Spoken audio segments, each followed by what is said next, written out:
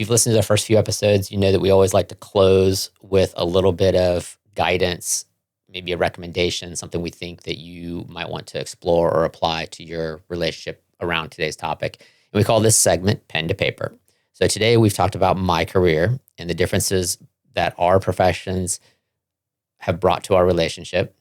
And today we're going to give you a practical takeaway, and we're going to focus it around supporting your partner's ambition. We talked a lot in a previous episode about communication. And if you're going to have success in whatever area it is with your relationship, you need to be clear about your hopes, dreams, goals, ambitions, expectations, whatever words you want to throw on there.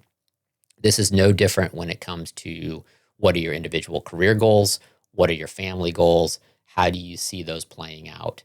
Now, we're not saying you should have every possible relationship discussion before you really commit in, but you should have some guidance on this. And for us, building our careers was important.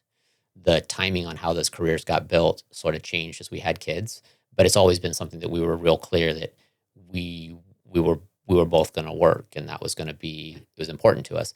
You might have a different dynamic in your relationship. You might find out that one of you desperately wants to be a stay-at-home caregiver, or career is not important at all to you. You're just want a job that pays bills. But just be very clear about what those things are.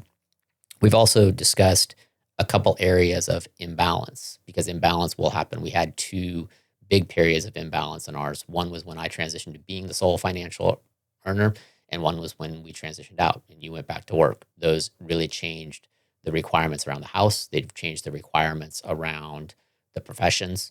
And there were definitely times where we communicated and said, hey, what's best for not just the family, but what's best for you and I, and what's best for me individually or you individually. And we'd really just talked about those things to make sure we were sort of in line with those things. The more intentional you can be with those, the better.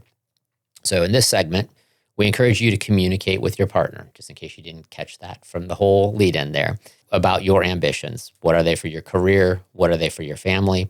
Discuss your vision, map it out, how you're going to support each other.